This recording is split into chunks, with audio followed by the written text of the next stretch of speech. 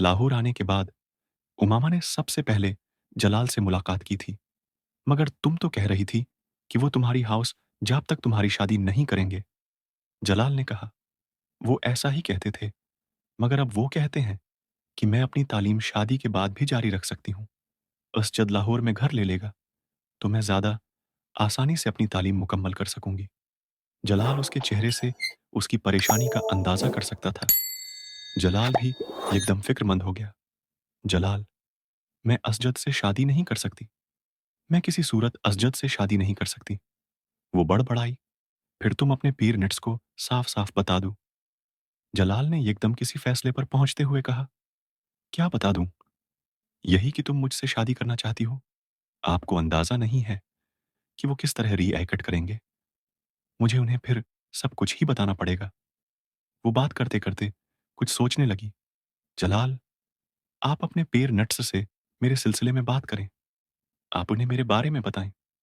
अगर मेरे पेरेंट्स ने मुझ पर और दबाव डाला, तो फिर मुझे पनाह घर छोड़ना पड़ेगा। फिर मुझे आपकी मदद की ज़रूरत होगी। इमामा, मैं अपने पीर नटस से बात करूंगा। वो रज़ामंद हो जाएंगे।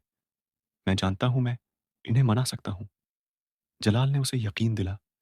या पूरी गुफ्तगू के दौरान पहली बार इमामा के चेहरे पर मुस्कुराहट अभरी। अगले चंद हफ्ते वो अपने पीपर्स के सिलसिले में मसरूफ रही। जलाल से बात ना हो सकी। आखिरी पीपर वाले दिन उसीम उसे लेने के लिए लाहौर आ गया था। वो उसे वहां यूं देखकर हैरान रह गई। वसीम, मैं अभी तो नहीं जा सकती। आज तो मैं पीपरस से फारिग हुई हूं। मुझे अभी यहाँ कुछ काम है। मैं कल तक यहीं हूं। अपने दोस्त के यहाँ ठहर जाता हूं। जब तक तुम अपने काम निपटा लो, फिर अकठे चलेंगे। वसीम ने उसके लिए मुदाफ़ात का आखिरी रास्ता भी बंद कर दिया। मैं चलती हूँ तुम्हारे साथ। इमामा ने कुछ बेदिली से फैसला करते हुए कहा। उसे अंदाजा था कि वसीम उसे साथ लेकर ही जाएगा। तुम अपनी चीजें पैक कर लो। अब तुम सारी छुट्टियां वहां गुजार कर ही आना। उसे वापस मुड़ते देखकर वसीम ने कहा। उसने सिर हिला दिया, मगर उसका अपनी तमाम चीजें पैक करने या इस्लामाबाद में सारी छुट्टियां गुजारने का कोई इरादा नहीं था। उसने तय किया था कि वो चंद दिन वहां गुजार कर किसी न किसी बहाने से वापस लाहौर आ जाएगी। और ये ही उसकी गलत फहमी थी। रात के खाने पर वो सब घर वालों के साथ खाना खा रही थी और सब खुशगपियों में मसरूफ थे। पीपर्स कैसे हुए तुम्हारे? हाशिम मुबीन ने खाना खाते हुए उससे पूछा। बहुत अच्छे हुए, हमेशा की तरह। उसने चावल का छींच मुंह में डालते हुए कहा। Very good. चलो, पीपर्स की टेंशन तो खत्म हुई। अब तुम कल से अपनी शॉपिंग शुरू कर दो। अमामा ने हैरानी से उन्हें देखा। शॉपिंग? कैसी शॉपिंग? फर्नीचर की और ज्वेलर के पास पहले चले जाना तुम लोग। बाकी चीजें तो आहिस्ता आहिस्ता होती रहेंगी। हाशिम मुबीन ने उसके सवाल का जवाब देने के बजाय इस बार अपनी बीवी से कहा। बाबा, मगर किस लिए? अमामा ने एक बार फिर पूछा। तुम्हारी अम्मी ने बताया नहीं तुम्हें कि हमने तुम्हारी शादी की तारीख तय कर दी है? अमामा के हाथ से छींच छोड़कर लपेट में जा गिरा। एक लम्हे में उसका रंग फिक हो गया था। मेरी शादी की तारीख? उसने बेयकीनी से बारी बारी सिलमी और हाशिम को देखा, जो उसके तासरात पर हैरान नजर आ रहे थे। हाँ हाँ, तुम्हारी शादी की तारीख। हाशिम मुबीन ने कहा। यह आप कैसे कर सकते हैं? मुझसे पूछे बगैर, मुझे बताए बगैर। हुनक चेहरे के साथ उन्हें देख रही थी। तुमसे पिछली दफा बात हुई थी उस सिलसिले में। हाशिम मुबीन एकदम संजीदा हो गए। और मैंने इनकार कर दिया था। मैं? बाशिम मुबीन ने उसे बात मुकम्मल नहीं करने दी। मैंने तुम्हें बता दिया था कि मुझे तुम्हारे इनकार की कोई परवाह नहीं है। मैं असजद के घर वालों से बात कर चुका हूं। हाशिम मुबीन ने तेज आवाज में कहा। डाइनिंग टेबल पर एकदम गहरी खामोशी छा गई। कोई भी खाना नहीं खा रहा था। उमामो एकदम अपनी कुर्सी से खड़ी हो गई। आई एम सॉरी बाबा, मगर मैं इस जद से अभी शादी नहीं कर सकती। आपने ये शादी तय की है। आप इनसे बात करके उसे मुलतवी कर दें, वरना मैं खुद उनसे बात कर लूंगी। हाशिम मुबीन का चेहरा सरख हो गया। तुम इस जद से शादी करोगी और उसी तारीख को जो मैंने तय की है। तुमने सुना? वो बेअख्तियार चलाए। इट्स नॉट फेयर, इमामा ने भराई हुई आवाज में कहा। अब तुम मुझे ये बताओगी, क्या फ़ईर है और क्या नहीं? तुम बताओगी मुझे? हाशिम मुबीन को उसकी बात पर और गुस्सा आया। बाबा, जब मैंने आपसे कहा था कि मुझे अभी शादी नहीं करनी, तो आप ज़बरदस्ती क्यों कर रहे हैं मेरे साथ? उमामा बेअख्तियार रोने लगी। कर रहा हूँ ज़बरदस्ती, फिर मैं हक रखता हूँ। वो चलाए। उमामा उस बार कुछ कहने के बजाय अपने होंठ भांजते हुए सरख चेहरे के साथ तेजी से डाइटिंग रूम से निकल आई। मैं उससे बात करती हूँ। आप प्लीज खाना खाएं। इतना गुस्सा ना करें। वो जज्बाती है और कुछ नहीं। सिल्मी ने हाशिम मुबीन से कहा और खुद वो अपनी कुर्सी से उठ खड़ी हुई। उनके कमरे से निकलते ही वसीम को देखकर इमामा बेख्तियार उठ खड़ी हुई। तुम दफा हो जाओ यहां से। निकल जाओ। इसने तेजी से वसीम के पास जाकर उसे धिका देने की कोशिश की। वो पीछे हट गया। क्यों? मैंने क्या क्या है? झूठ बोलकर और धोखा देकर तुम मुझे यहां ले आए हो। मुझे अगर लाहौर में पता चल जाता कि तुम इसलिए मुझे इस्लाम आबाद ला रहे हो, तो मैं कभी यहां ना आती। वो धाड़ी। मैंने वही किया जो मुझसे बाबा ने कहा। बाबा ने कहा था मैं तुम्हें ना बताऊं। वसीम ने वजाहत पेश करने की कोशिश की। फिर तुम यहां मेरे पास क्यों आए हो? बाबा के पास जाओ। उनके पास बैठो। बस यहां से दफा हो जाओ। वसीम होंठ भींचते हुए उसे देखता रहा। फिर कुछ कहे बना कमरे से निकल गया। उमामा अपने कमरे में जाकर कमरे में बैठ गई। उस वक्त उसके पैरों से सही मानों में जमीन निकल चुकी थी। ये उसके वहमो गुमान में भी नहीं था कि उसके हाथ में है। घर वाले उसके साथ उस तरह कर सकते हैं। वो इतने गुदामत परस्त या कट्टर नहीं थे जितने वो इस वक्त हो गए थे। उसे अभी भी यकीन नहीं आ रहा था कि ये सब उसके साथ हैं। हो रहा था। उसका दिल डूबने लगा। मुझे उस सूरत हाल का सामना करना है। मुझे हिम्मत नहीं हारनी। मुझे किसी न किसी तरह फौरी तौर पर जलाल से कांटेक्ट करना है। अब तक अपने पीर नटस से बात कर चुका होगा। उससे बात करके कोई ना कोई रास्ता निकल आएगा। वो बेचैनी से कमरे में मिलते हुए सोचती रही। उसके कमरे में दोबारा होगा। कोई नहीं आया। रात 12 बजे के बाद वो अपने कमरे से निकली। वो जानती थी उस वक्त तक सब सोने के लिए जाग के होंगे। उसने जलाल के घर का नंबर डायल करना शुरू कर दिया। फोन किसी ने नहीं उठाया। उसने यू के बाद दीगरे कई बार नंबर मिलाया। आध घंटा तक उसी तरह कॉल्स करते रहने के बाद उसने मायूसी के साथ फोन रख दिया। वो जो ये यार अबा को फोन नहीं कर सकती थी। वो दोनों इस वक्त हॉस्टल में थी। कुछ देर सोचते रहने के बाद उसने सबीहा का नंबर डायल करना शुरू कर दिया। उसके वालिद ने फोन उठाया। बेटा, सबीहा तो पेशावर गई है अपनी उम्मी के साथ। सबीहा के वालिद ने इमामा को बताया। अमामा के दिल की धड़कन रख गई। उसके कजन की शादी है। वो लोग जरा पहले चले गए हैं। मैं भी कल चला जाऊंगा। उसके वालिद ने बताया कोई पैगाम हो तो आप मुझे दे दें। मैं सबीहा को पहुंचा दूंगा। नहीं शुक्रिया अंकल। वो उनके साथ इस सारे मामले में क्या बात कर सकती थी? उसने फोन रख दिया। उसके डिप्रेशन में इजाफा होने लगा। अगर मीर अजलाल से कांटेक्ट ना हुआ तो उसका दिल एक बार फिर डूबने लगा। एक बार फिर उसने जलाल का नंबर डायल करना शुरू कर दिया और तभी किसी ने उसके हाथ से रिसीवर ले लिया। वो सुन हो गई। बाशिम मुबीन उसके पीछे खड़े थे। किसको फोन कर रही हो? उनके लहजे में बेहद ठहराव था। दोस्त को कर रही थी। उमामा ने उनकी तरफ देखे बगैर कहा। वो उनसे नजरें मिलाकर झूठ नहीं बोल सकती थी। मैं मिला देता हूं। उन्होंने सर्द आवाज में कहते हुए री डायल का बटन दबा दिया और रिसीवर कान से लगा लिया। इमामा जर्द चेहरे के साथ उन्हें देखने लगी। वो कुछ देर तक उसी तरह रिसीवर कान से लगाए खड़े रहे। फिर उन्होंने रिसीवर करिडल पर रख दिया। यकीनन दूसरी तरफ कॉल रिसीव नहीं की गई थी। कौन की दोस्त है ये तुम्हारी जिसको तुम इस वक्त फोन कर रही हो? उन्होंने दरिश्त हजे में अमामा से पूछा। ज़ैनब। फोन की स्क्रीन पर ज़ैनब का नंबर था और वो नहीं चाहती थी कि हाशिम मुबीन को ज़ैनब पर किसी कस्म का शक हो और वो जलाल तक जा पहुंचे। इसलिए उसने उनके इस्तिफार पर जल्दी से उसका नाम बता दिया। किस लिए कर रही हो? मैं उसके जरिए जो युर ये तक एक पैगाम पहुंचाना चाहती हूं। उसने तहम्मुल से कहा। तुम मुझे वो पैगाम दे दो। मैं जो ये तक पहुंचा दूंगा बल्कि ज़ाती तौर पर खुद लाहौर देकर आऊँगा। मामा, मुझे साफ-साफ बताओ, किसी और लड़के में इंटरेस्टेड हो तुम? उन्होंने किसी तमहीद के बगैर अचानक उससे पूछा। वो उन्हें कुछ देर देखती रही, फिर उसने कहा, बाशम मुबीन दम बखूद रह गए। किसी और लड़के में इंटरेस्टेड हो? उन्होंने बेयकीनी से अपना जुमला दोहराया। इमामा ने फिर इस बात में सर हिला दिया। हाशिम मुबीन ने बेखुतियार उसके चेहरे पर थप्पड़ खींच मारा। मुझे इस बात का अंदेशा था तुमसे, मुझे इस बात का अंदेशा था। वो गुस्सा में तफ्ता से गए। इमामा गुम सम अपने गाल पर हाथ रखे उन्हें देख रही थी।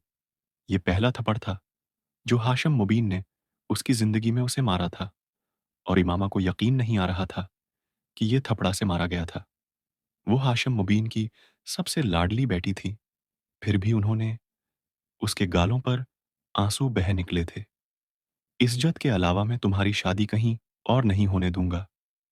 तुम अगर किसी और लड़के में इंटरसनद हो भी, तो उसे अभी और उसी वक्त भूल जाओ। मैं कभी कभी कभी तुम्हारी कहीं और शादी नहीं होने दूंगा। अपने कमरे में चली जाओ, और दोबारा अगर मैंने तुम्हें फोन के पास भी देखा, तो मैं तुम्हारी टांगें तोड़ दूंगा। वो उसी तरह गाल पर हाथ रखे मेकान की अंदाज में चलते हुए अपने कमरे में आ गई। अपने कमरे में आकर वो बच्चों की तरह फूट फूट कर रोने लगी। क्या बाबा मुझे मुझे इस तरह मार सकते हैं? उसे यकीन नहीं आ रहा था। बहुत देर तक इसी तरह रोते रहने के बाद उसके आंसू खुद ब खुद खश्क होने लगे।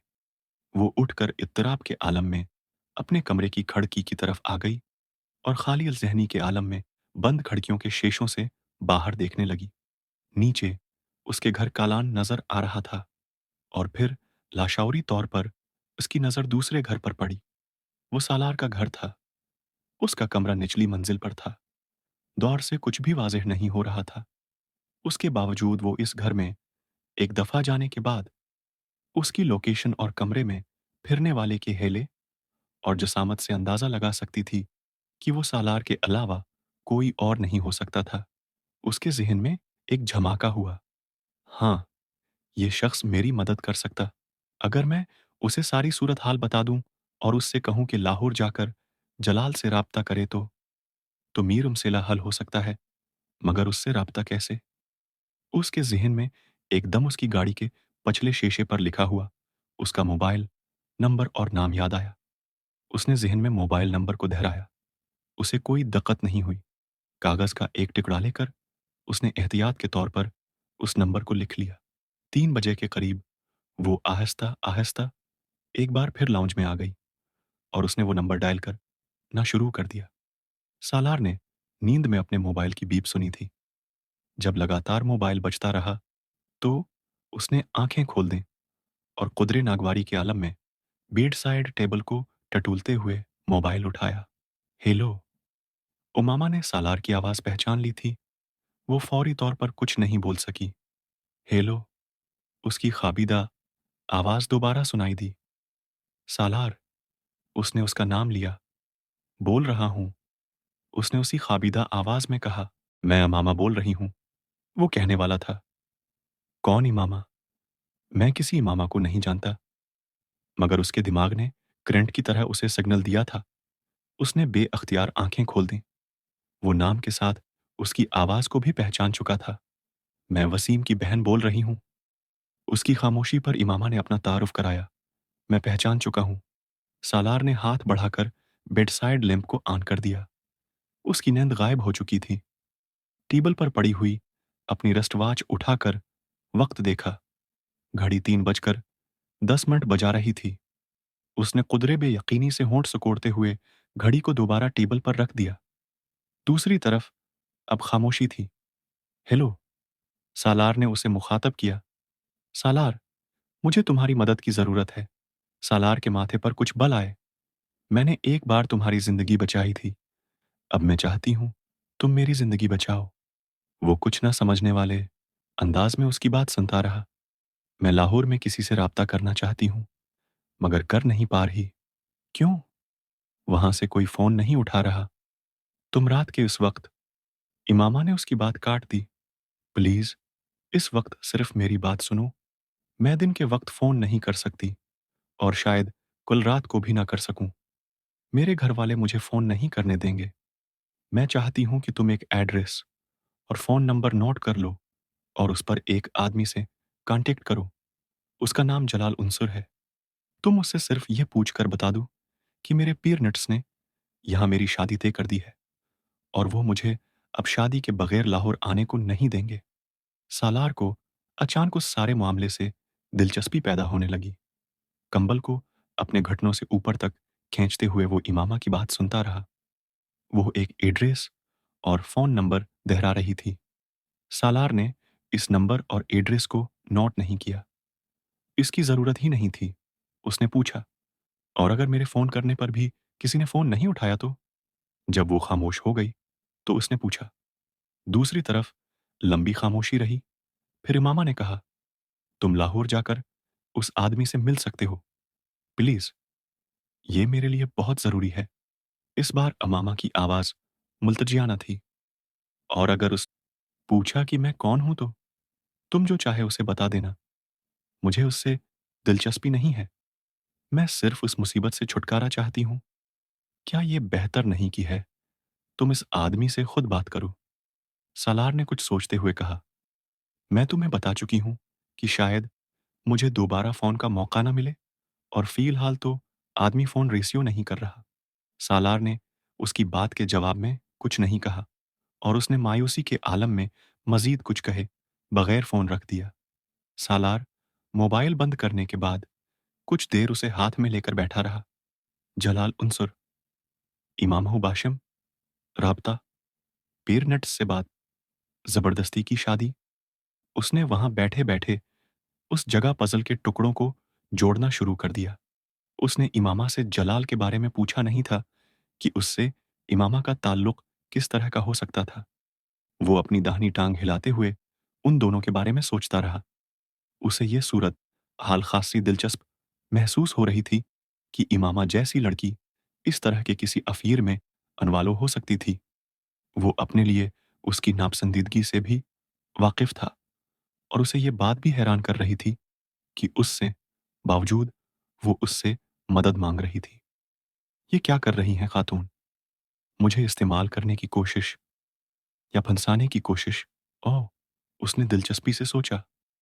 कंबल अपने सीने तक खींचते हुए आंखें बंद कर लें, मगर नींद उसकी आंखों से मुकम्मल तौर पर दूर थी।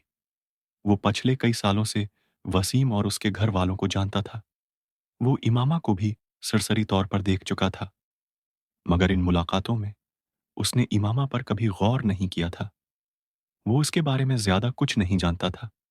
उसके अपने घर वालों के भर अक्स वसीम का घराना खासार वायत प्रस्त था और वो कभी भी उस तरह खुलेआम उनके घर नहीं जा सका जिस तरह वो अपने दूसरे दोस्तों के घरों में जाता था। मगर उसने उस बात पर भी कभी ज्यादा गौर व खौज नहीं किया था। उसका ख्याल था कि हर खानदान का अपना माहौल और रवायात होती हैं। उसी तरह वसीम के खानदान की भी अपनी रवायात होती हैं थीं। उसे उमामा के मूड और टेम्परामेंट का थोड़ा अंदाजा था, मगर इस तरह चांकी मामा की काल वसूल करके वो इस हैरत के झटके से संभल नहीं पा रहा था जो उसे लगा था। जब वो काफी देर तक सोने में कामयाब नहीं हुआ तो वो कुछ झंझला गया। भाड़ में जाए इमामा और ये to hell with Imama and all the rest, सारा किस्सा। वो बड़बड़ाया और करोट लेकर उसने तकिया अपने चेहरे के ऊपर रख दिया। अमामा अपने कमरे में आकर भी उसी तरह बैठी रही।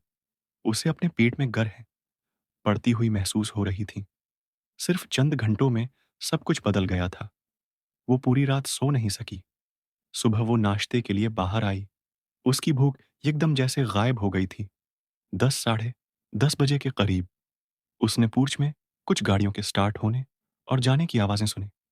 वो जानती थी इस वक्त हाशम मुबीन और उसके बड़े भाई आफस चले जाते थे और उसे उनके आफस जाने का इंतजार था। उनके जाने के आधा घंटा बाद वो अपने कमरे से बाहर हो गई। आई। लाउंज में उसकी उम्मी और भाभी बैठी हुई थीं। वो खामोशी से फोन के पास चली गई। उसने फोन का रिसीवर उठाने के लिए